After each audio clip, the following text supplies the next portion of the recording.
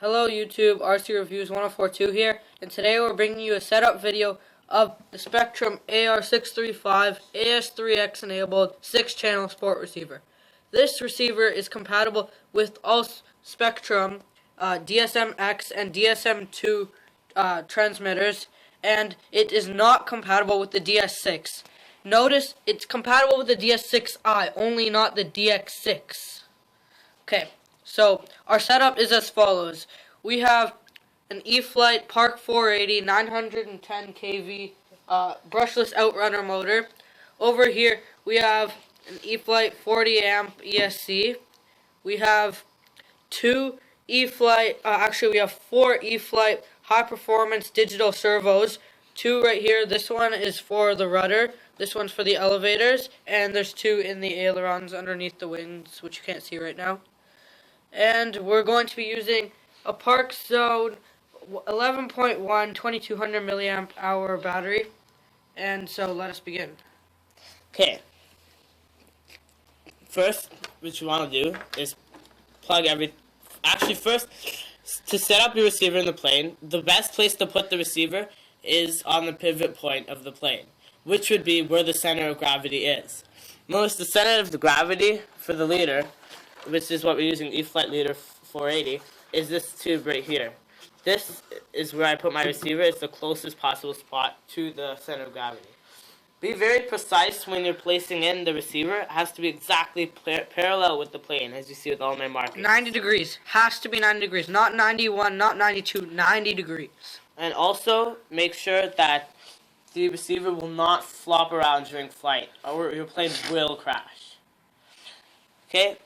Basically what AS3X is, it is 3 gyros that's built into the receiver that help stabilize the plane in flight. So if there's wind and the plane is being blown around a little bit, AS3X will correct the plane's flight. So let's say, for example, the plane is being blown sideways a little bit, and AS3X will automatically correct the plane to come back to where it was before, or you complete a barrel roll, let's say, and the momentum from the barrel roll is causing the plane to fly sideways after you let go of the ailerons. The plane is going to go back to where it was when you let go of the aileron sticks.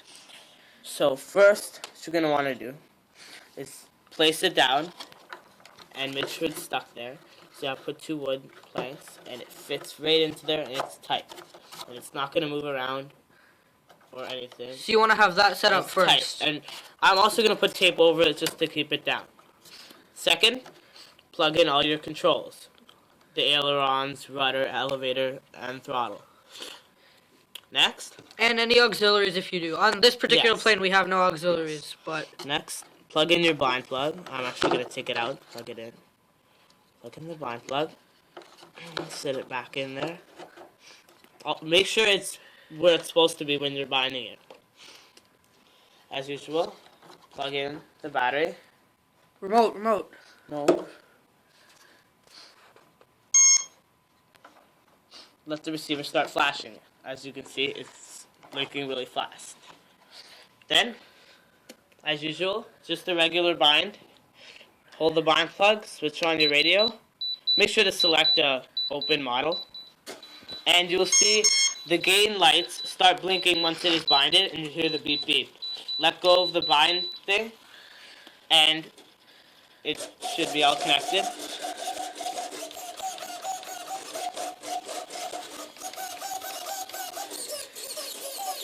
And the throttle should work fine. Okay. As all the gain lights are blinking, now you're going to want to take out your battery. Take out the bind plug. Or you can take out the bind plug first. That's probably better. Put aside, the receiver back. Keep your radio on. Set up your radio so that your plane is selected. I have my leader there. Okay.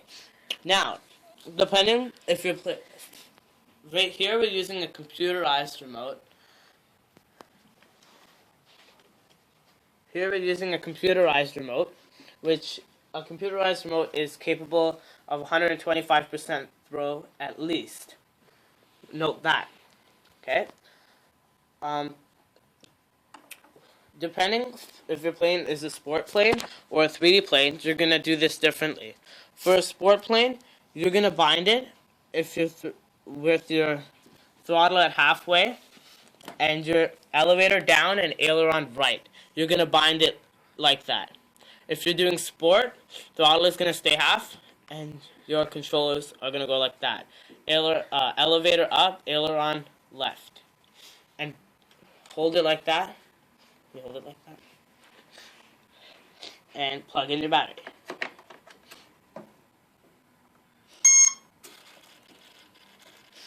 Probably easier if we have someone hold the remote for you.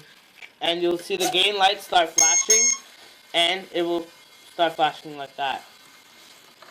Then you let go of the stick, keep that at half. Always keep it at half when you're doing this. Right now, it's adjusting. Right now it's on sport mode, not 3D. For 3D, it's the same thing, you just bind it a different way.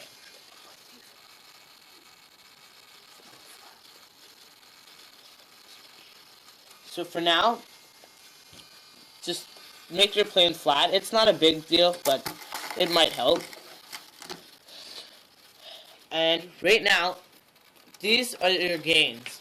Gain is how much throw the AS3X will put into your axis. For example, how much movement you're allowing it to have on your ailerons, rudder, or elevators. The more movement, the more twitchy the plane will be. If it's an extremely fast plane, I wouldn't put that much gain at all. If it's slow, I would put a lot of gain. For 3D planes, put a medium amount of gain. So, right now, as this is flashing, the gain, to switch your axis, you'll do up or down elevator. Out to down, and you see, whichever light is solid, see the blue light is solid. That means the rudder, you're controlling the rudder at the moment. You do it again, put the down aileron again. The red, red is flashing now. That means you're in the elevator gain. If I put it down one more time, the green is solid, that's the aileron gain.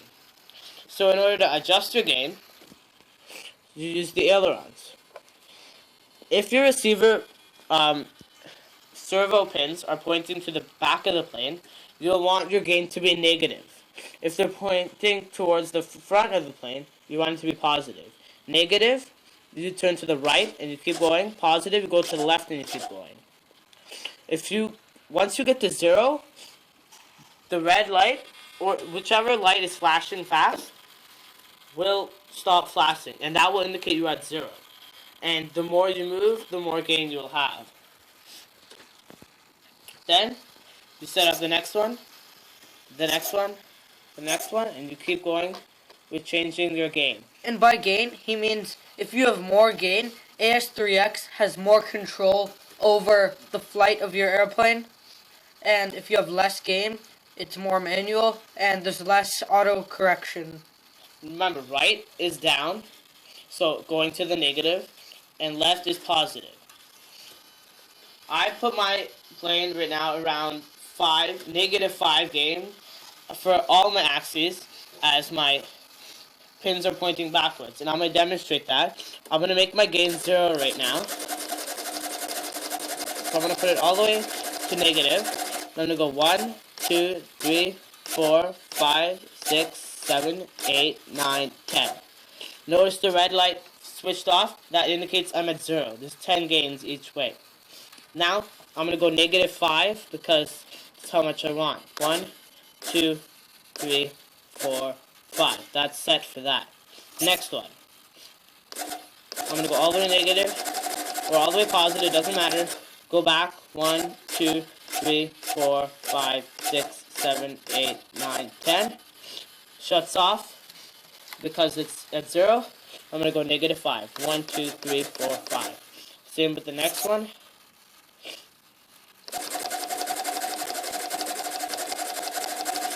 1, 2, 3, 4, 5, 6, 7, 8, 9, 10.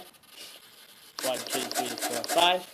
Once your gains are all set, put the throttle down. The lights will flash differently. You'll have regain control of your plane. throttle. And we'll do a demonstration right now of the AS3X. So look, he's going to shake the plane around. Okay, he's going to shake the plane around. And you notice how the ailerons are automatically correcting themselves. Just make sure the throttle off. Put your throttle trim a bit lower once you're done this. So your throttle. And then you can test it now. So if you shake the plane around, you notice you might not be able to see it very well. But if you see, shake it slower. My gain is only on 5, so it's not going to move that much. But you can see that the ailerons, they're moving around automatically correcting. And if you move it... Look at the servos in here. Notice when I'm doing... Dude, it's rudder. Ailerons on it. Oh, yeah. And when I'm doing the elevator, see the elevator servo moving? The elevator isn't that sensitive. You can see the rudder servo moving. You can hear it moving as well. Yeah. And once that... But the most noticeable one was on the ailerons. Once that is done, make sure they're all turning in the right direction. If they're not, then you need to change from positive to negative, negative to positive. Once that's all done, make sure your throw on everything, set up your row like you usually would, but make sure all your throws are set to 125% for elevator, rudder, and ailerons. 125%. Your expo for expo, set aileron and elevator to 30% and rudder to 20%. For dual rates, set aileron to 60%. Elevator. 1 second. Yeah, everything to 100% on dual rates, and on low rates, you can set them to anything between 150. Once you're done that, notice the AS3X also has its own dual rates, which is your gear switch. You flick the gear switch, and the amount of throw has changed on everything. And also, now, when you rebind it with your gear switch flicked, you can change your gains. For example, sport mode or 3D mode. For a plane like this, you can do aerobatics. So I would set my gains much higher on 3D mode, and then I flick it for sport mode, and my gains would be much lower. That's it. Now. And look, so we're going to just show you again. Look at the different gains. So right now, see, the rates are different. So let's say I'm giving it left elevator. Look, the gains are not set for that one. Oh, so when you flick that, just reset up the gains once your gear switch is flipped to what you want. So a different mode or like different flying style, and that's it. You're done for this. The next time you bind the plane, make sure you either bind it at half throttle, and for sport mode like this, for 3D mode like that. That's about it for this video. And thank you for watching. Rate, comment, subscribe. And next up, we'll have a video of how to set up dual rates without an AS3X receiver on an E-Flite Leader 480, same plane as this. Thank you.